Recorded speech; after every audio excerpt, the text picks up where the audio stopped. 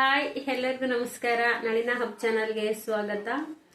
ಇವತ್ತು ಕೂಡ ನಾನು ಒಂದು ವಿಷಯದೊಂದಿಗೆ ಬಂದಿದ್ದೇನೆ. ಇವತ್ತಿನ ವಿಷಯದಲ್ಲಿ ಸ್ಪಿರಿಚುವಲ್ ಬಗ್ಗೆ ಮಾತಾಡ್ತಾ ಇದ್ದೀನಿ. ಸ್ವಲ್ಪ ಒಂದು ನಾನು ಟಾಪಿಕ್ ಅನ್ನು ತೆಗೆದುಕೊಂಡು ಬಂದಿದ್ದೀನಿ. ಅದು ಯಾವುದಪ್ಪ ಅಂದ್ರೆ ನೇಚರ್ ಬಗ್ಗೆ. ಇವತ್ತು ನೇಚರ್ ನಮಗೆ ಕಲಿಸುವ ದೊಡ್ಡ ಜೀವನದ ಪಾಠಗಳು.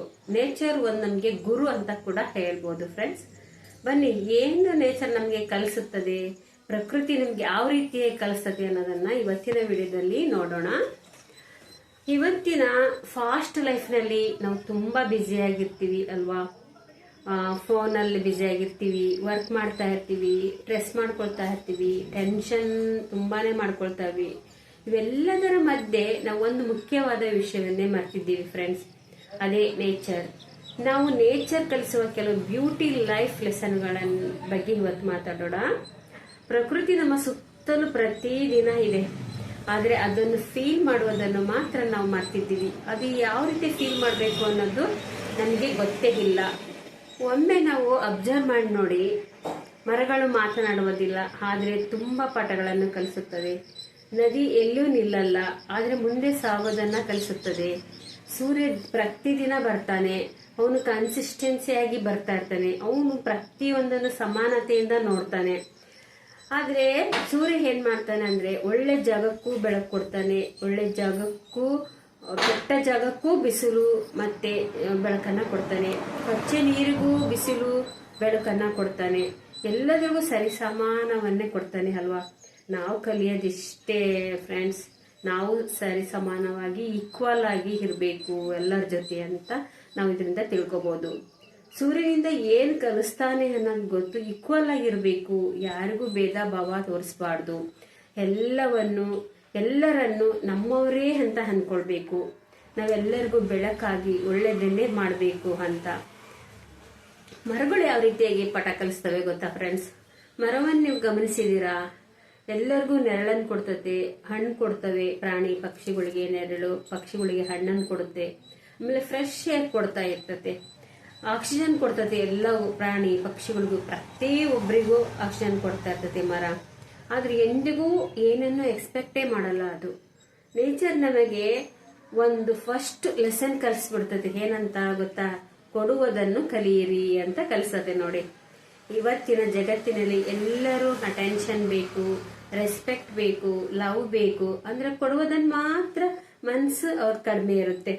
ಅದು ಒಂದ್ ಮರ ನೋಡಿ, ಬಿಸಿಲಲ್ಲೂ ನಿಂತಿರುತ್ತೆ, ಮಳೆಯಲ್ಲೂ ನಿಂತಿರುತ್ತೆ. ಸ್ಟ್ರೋಮ್ ಬಂದ್ರೂ ಕೂಡ ಸ್ಟ್ರಾಂಗ್ ಆಗಿರ್ತದೆ. ಗಾಳಿ ಮಳೆ ಏನ್ ಬಂದ್ರೂ ಕೂಡ ಹಲ್ಗಾಡಲ್ಲ, ಸ್ಟ್ರಾಂಗ್ ಆಗಿರ್ತದೆ.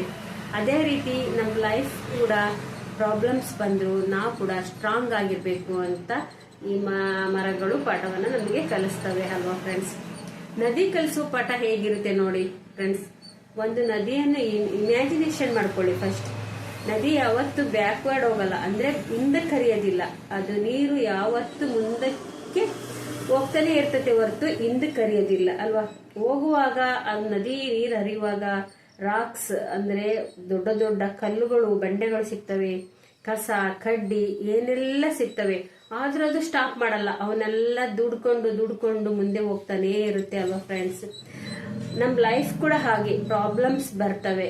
ಅದನ್ನ ನಾವು ತಾಳ್ಕೊಂಡು ಪೇಷನ್ಸ್ ಇಂದ ಅವುಗಳನ್ನೆಲ್ಲ ನಾವು ಅನುಭವಿಸ್ಕೊಳ್ತಾ ಹೋಗ್ಬೇಕಾಗುತ್ತೆ ಫ್ರೆಂಡ್ಸ್. ಕೆಲವರು ಪ್ರಾಬ್ಲಮ್ಸ್ ಬಂದಾಗ ಏನ್ ಮಾಡ್ತಾರೆ ಗೊತ್ತಾ? ಗಿವ್ ಅಪ್ ಮಾಡ್ಬಿಡ್ತಾರೆ.